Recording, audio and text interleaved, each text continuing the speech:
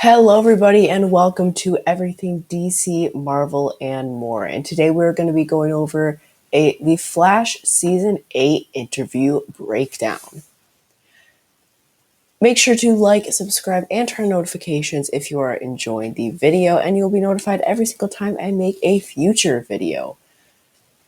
Before we get into the video for the Flash Season 8 interview breakdown, I want to give credit to EW.com for this amazing article that we are going to be using today. So let's start with our very first question. So, as we move into the next graphic novel, how would you describe the tone and themes of Season 8? I would say tonally very intense. Perhaps one of the most intense seasons we've had in a while. I would say the first couple of episodes after Armageddon, one of which you just saw, are designed to be interludes that are a little lighter, and they're designed that way on purpose because when the graphic novel of the season starts in a few more episodes, it's going to be very hardcore on Team Flash. We have lots of things to explore emotionally, especially in Barry and Iris's relationship with Iris's time sickness, with Caitlin's decision to start dating again, and we introduce in Armageddon also Chester and Allegra. And then what does it mean? So what does all this mean? Do we have it to explore a little bit of that this season? How do they eventually get there? Do they get there? Is something standing in the way?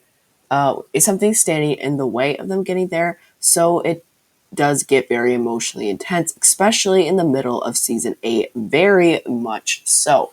So let's break this down. So first of all, we started off right about just at the beginning where it said the first couple of episodes after Armageddon, one of which you just saw, are designed to be interludes. So basically, what we just saw is that those were all interlude episodes.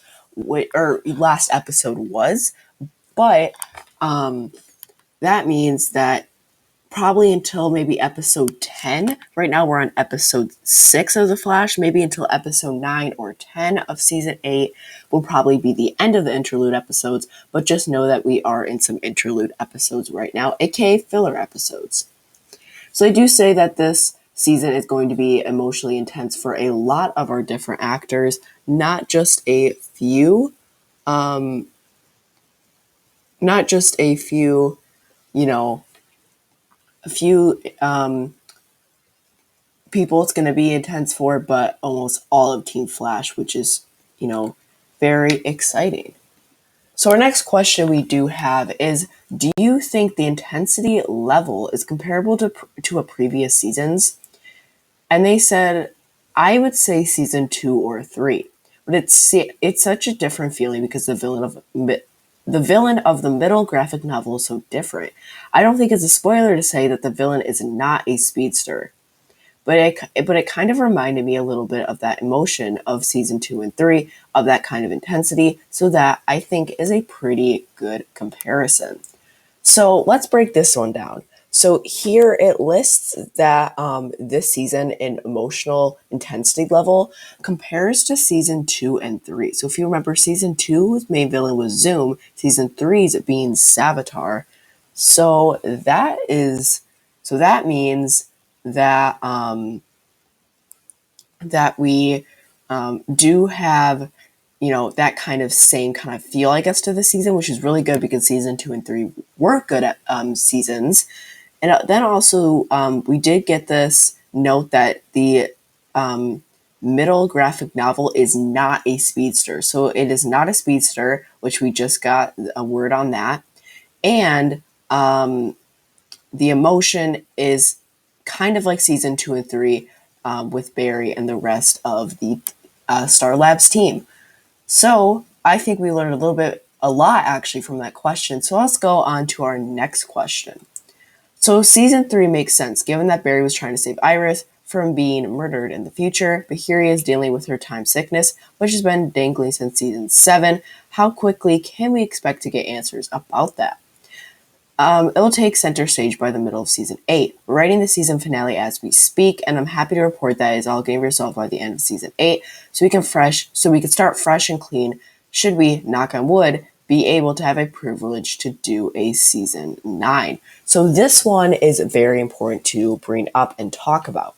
So it says here that Iris's time sickness will get we'll start learning about it here and there a little bit in the next few episodes, but it's really going to start getting big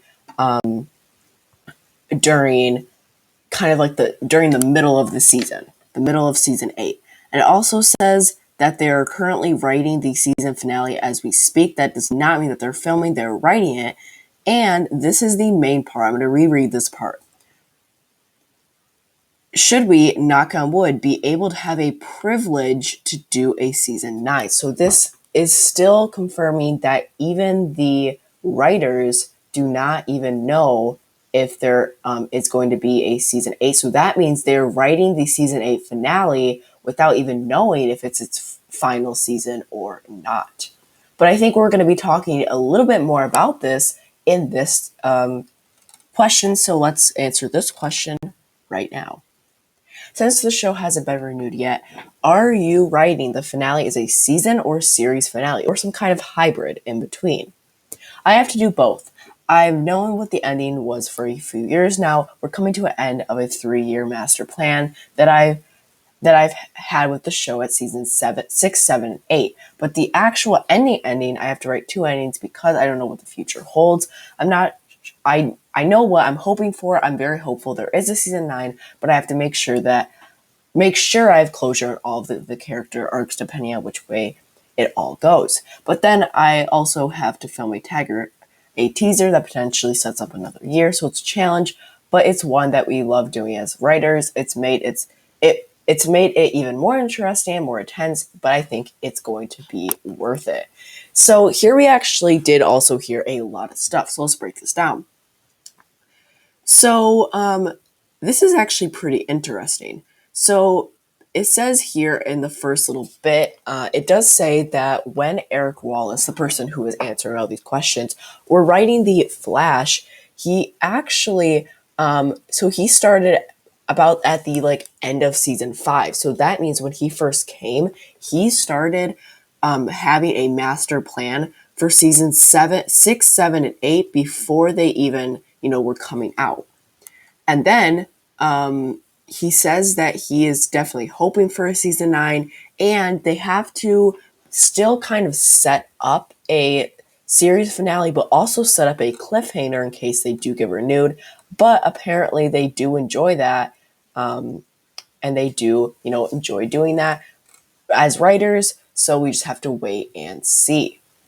Now the next question we have here is, Barry Allen is supposedly the fastest he's ever been. What can we expect from the big bad in season 8's next graphic novel? Despero is a perfect example of if you're going to make the Flash stronger. You have to make the villains even stronger than your leveled up hero. That's the thing that plays out throughout the remainder of the season. And remember, all the strength this be in the world can't help protect Barry from emotional disasters.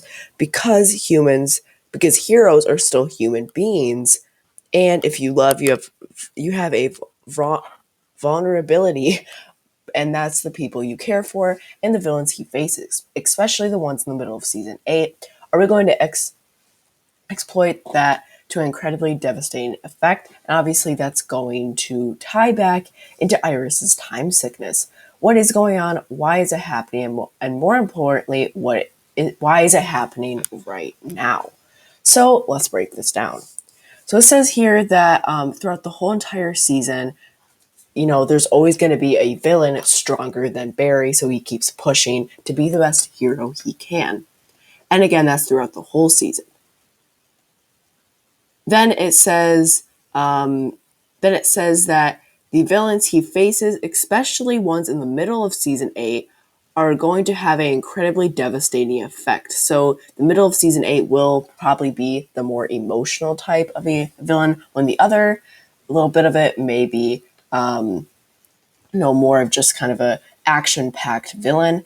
And all of this obviously has to tie in to Iris's time sickness, which I am, excited to see more about in the upcoming episodes.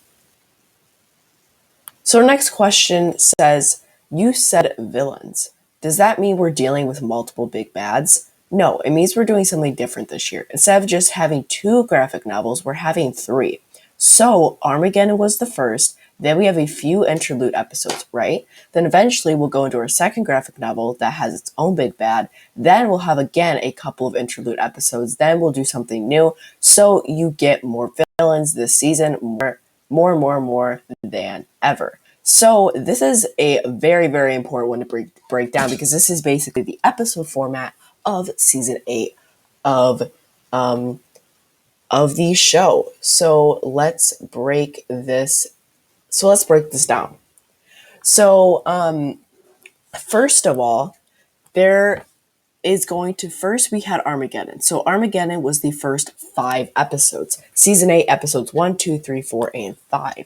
Then we're going to be having our interlude episodes, which we are in right now as we speak. So last week's episode with Bart and Nora was one of its first interlude episodes. We're not sure how many interlude episodes we will have, assuming probably 3 or 4. So the next 3 or 4, so that would be episodes 6, 7, 8, and 9. And then maybe, just maybe, episode 10 might introduce our next graphic novel, which may go to episode maybe, we're not really sure what episode, but then we'll have our next graphic novel. Then after that, we'll have a break with interlude episodes, and then we'll even have our final graphic novel. So again, we have Armageddon, then we have interlude, then we have graphic novel, then we have interlude, then we have graphic novel.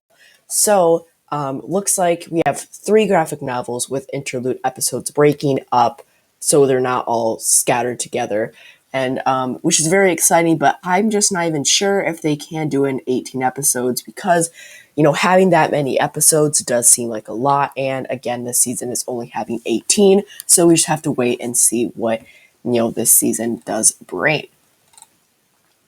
So now let's go on to the next question, as it says, as you mentioned, Caitlin starts dating again this season. Is it fair to assume Robbie and Mel's return ties into that? It does. It does definitely, because what's more convenient that as one, what's more convenient as you are starting to date than to have your ex-husband show up? I mean, part of that's actually very funny. It's very comedic. I'm not saying it's the funniest storyline, so please don't get me wrong, because it's not. It's obviously very dramatic and intense, but it isn't a coincidence that she starts to date and Robbie and Mel's guesting on her show. It's part of the part of our I cannot say that word, so we're not even going to try, journey that she's going to go on to really kind of find out who she is at her core, because that's what we wanted to ask this season. Who is Caitlin? Oh, she's a doctor. Well, does that really define her? Okay, she's a member of Team Flash, but does that really define her? Who is she really? That's what we want to know in the middle of season 8. I have to say, Danielle Panabaker's performance this season, we're so lucky to have such gifted performers on our show, but I mean, she's overachieved this year. It's just phenomenal to see her work, because she is playing 2 characters. So let's break this down. So basically, we know that Caitlin does start dating again, and Firestorm, aka Robbie and Mel, will be coming back, and that is not a coincidence. That does have something to play together, both of those things. We also found out that we're going to be learning a whole lot more about Caitlin backstory than we ever did in the middle of season 8, which is super exciting to find out, and I'm very excited for that. So now let's go to our next question. So it says, Legends of Tomorrow star Katie Lotz just announced she's directing an episode. What can we expect from her episode? It's very interesting that we have 3 kind of interlude episodes, and it's me directing Katie and Danielle, all 3 in a row. So we kind of joked about how hilarious this was, all 3 of us doing our episodes all back to back, and it spoils the cast in a sense, because we know them so well. So this is very, very interesting to bring up. So this one, we have to do a little bit more of of, you know, deeping into figuring out kind of what all of this means. And I'm actually really excited for this to be the case because we do have a whole lot to talk about and to bring up with this topic point. When I am doing that, I am just trying to find this quick little thing real quick. I'm not sure if I can find it, but we did see here that Katie Lotz is directing an episode, and now it's just figuring out really when they will be when she is going to be directing these, which I'm very excited to bring up because it does say that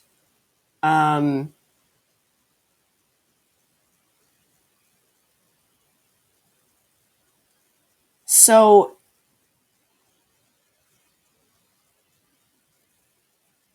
here it says, that I was trying to find out what episode, if we do know what episode Katie Lotz is directing. I think we do, but I cannot find it anywhere, sadly. So I'll be just going through here like this. But it is definitely interesting that our interlude episodes, one of them is first directed by Eric Wallace, then directed by Katie Lotz, aka White Canary. Then the next episode is directed by Daniel Panabaker, all three in a row. So all three interlude episodes will all be back to back with all of those actors, which is very, very interesting. So now for our very, very last point of today and question. You've directed in the past, but how did your directorial debut on The Flash go? Did you give yourself a special episode at helm, or was it determined by scheduling and when you had time to spend 2 weeks in Vancouver? It just brought us all closer together, and quite frankly, it was an enormous amount of fun. I think the last day Grant and I were busy laughing as we were shooting the final scene, and I said to him, I'm going to do this again, right? He was like, of course, yes, bring it on, because we were just having such a great time. I think I gave myself what I call, quote unquote, the weird episode, and it was really funny because I wasn't supposed to direct this weird one. I was actually supposed to do the one before it, which is more emotional and more kind of not traditional, but more of what you expect from the Flash week to week. And because of scheduling and because of the holidays and all of these types of things, it started to become very clear that, I'm going to have to do the weird one. All right, let's embrace that. So I embraced it, and it was really good to kind of work with the two writers of the episode. I wanted to make sure that for once I was not directing an episode I had written. I wanted to have the same experience that a guest director would have coming to the show. And that is it for all of the article points today. The Flash airs Wednesdays at 8 p.m. only on the CW, and then a day after on the CW app. Again, thank you very, very much to EW.com for this amazing episode. Let me know what you guys thought of my first ever episode on the channel. I do really like, doing videos, just these quick ones that I can premiere. So I really do like it. Thank you very, very much. And I hope all of you have a fantastic rest of your day. Stay tuned because I will be making more videos in the future, and who knows, depending on what day you are watching this, I may even be live streaming this day today. So stay safe, stay awesome. Most importantly, stay yourself. I will see you guys in another episode. Goodbye.